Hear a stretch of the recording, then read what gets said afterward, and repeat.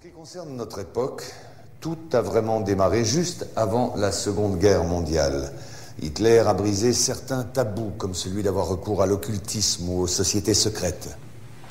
L'Ahnenerbe, une organisation nazie assignée entre autres à la recherche archéologique et anthropologique, a trouvé ça au cours d'une expédition en Afghanistan. Cet objet volant est appelé Vimana ou Astra par les hindous. D'ailleurs, au cours d'une exploration des sous-sols par les Russes et les Chinois en 1927, des traces d'explosions nucléaires très anciennes ont été décelées. Certaines couches sédimentaires ont été vitrifiées atomiquement il y a 50 000 ans. On peut constater le même phénomène autour de sites de tests nucléaires actuels. Vous devez comprendre qu'Hitler, par ses découvertes, qu'il prend très au sérieux, va ouvrir une boîte de Pandore qu'aucun gouvernement, ami ou ennemi, ne souhaitera refermer par la suite. Derrière l'histoire tragique que nous connaissons.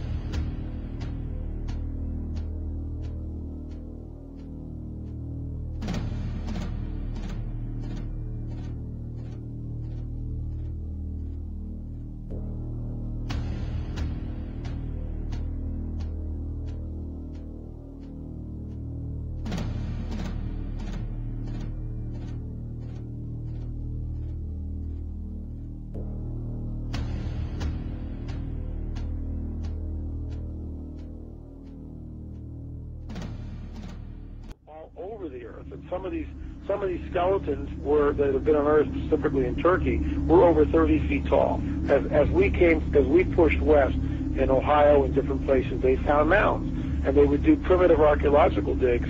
And this is documented. I'm not making this stuff up. They found skeletons, oftentimes that reached over 9 feet in length, with 6 fingers, 6 toes, and red hair. Now, one of the great mysteries of the West is what happened to these giants? There was nearly 60 skeletons brought out of this cave, but today they're nowhere to be found. Is it that there is some kind of archaeological cover-up that has occurred here?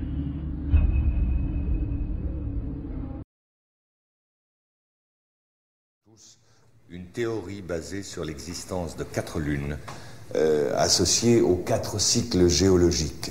D'après Orbiger, le maître à penser de cette théorie, la Terre aurait subi 4 extinctions semi-globales de la vie dues à la chute d'une de ces lunes. Effectivement, au fur et à mesure du rapprochement du satellite, la gravité s'était modifiée et avait engendré des mutations profondes au niveau génétique. C'est-à-dire qu'elle avait créé une race de géants extrêmement intelligente dont la taille avoisinait les 3 ou 4 mètres. Quelques dizaines de milliers d'années plus tard, la Lune s'écrase. L'impact provoque une sérieuse élévation des mers et un hiver global de type nucléaire. Cette race de géants va disparaître en raison d'une gravité terrestre devenue trop forte et très incapacitante en raison de leur taille hors du commun. Hitler a été initié à ces doctrines et les prises de contact avec le Tibet notamment ont été nombreuses et régulières. Les nazis cherchaient le contact avec les survivants d'anciennes civilisations détentrices de technologies anciennes, comme les Vimana décrits précédemment. Une de ces civilisations a essaimé tout autour de la planète plus de 600 pyramides de pierre, de terre, voire de fer. Ces pyramides sont presque toutes orientées de la même manière, ont toutes des proportions issues du nombre pi et sont toutes situées sur des nœuds magnéto-telluriques. Les plus vieilles sont en Asie. 2 d'entre elles sont immergées, une au sud du Japon à Okinawa, une autre au sud de Cuba. Les 2 ont été construites il y a environ 12 ans.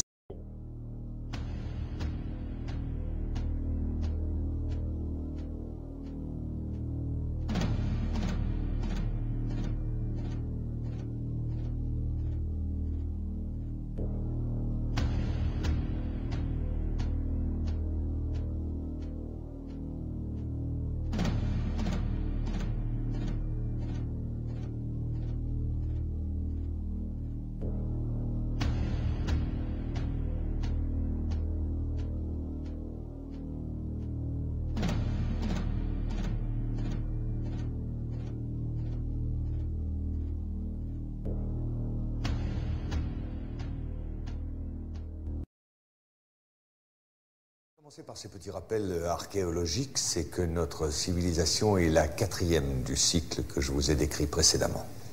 Oui, je sais, ça peut vexer notre orgueil, nous ne sommes ni les premiers, ni les derniers. Vous comprenez alors que l'étude et la compréhension des quelques prototypes récupérés étaient la priorité absolue, afin d'assurer aux nazis la domination du ciel, alors que les Alliés misaient sur la maîtrise de l'atome et la fabrication des premières bombes nucléaires. Ces bases secrètes abritaient toutes des recherches supervisées par les nazis. Dans l'une de ces bases travaillait Victor Schauberger, le père des ovnis nazis. Schauberger dirigeait l'unité Vril chargée de la recherche sur l'antigravitation. Il est mort en 1958 au Texas, alors qu'il travaillait sous la protection des États-Unis à l'amélioration de ses propres soucoupes volantes devenues depuis américaines. Vous allez vite comprendre que 70% des phénomènes aériens inexpliqués sont humains et n'ont rien d'extraterrestre. Une fois la Deuxième Guerre mondiale terminée et la technologie nazie pillée systématiquement par les Américains et les Russes, l'enjeu premier était de continuer, voire d'achever la recherche nazie dans le plus grand secret. Le projet Rainbow, connu surtout pour l'expérience de Philadelphie, en a été la preuve immédiate.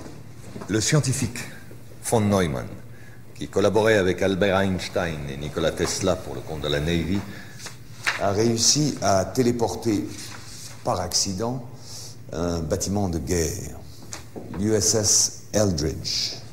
Ces photos, fournies par Maurice K. Jessup avant sa mort suspecte, sont les rares témoignages de cette expérience unique en son genre. À la même période, les premiers essais de prototypes à technologie indo-aryenne ne passaient pas inaperçus. Les militaires devaient trouver une parade plus efficace que la mise au secret. C'est à peu près à la même période que Kenneth Arnold, pilote de l'US Air Force et agent de la CIA, lance la plus grande opération de manipulation sur l'existence des ovnis. Faire croire au peuple que cela n'existait pas n'était pas la bonne solution, n'était pas suffisant. Discréditer et effrayer la population par une désinformation systématique était beaucoup plus efficace. L'OVNI et le para-humain appartiennent désormais au cinéma, à la télévision et à la paranoïa collective, et non pas aux scientifiques, comme cela aurait dû être le cas.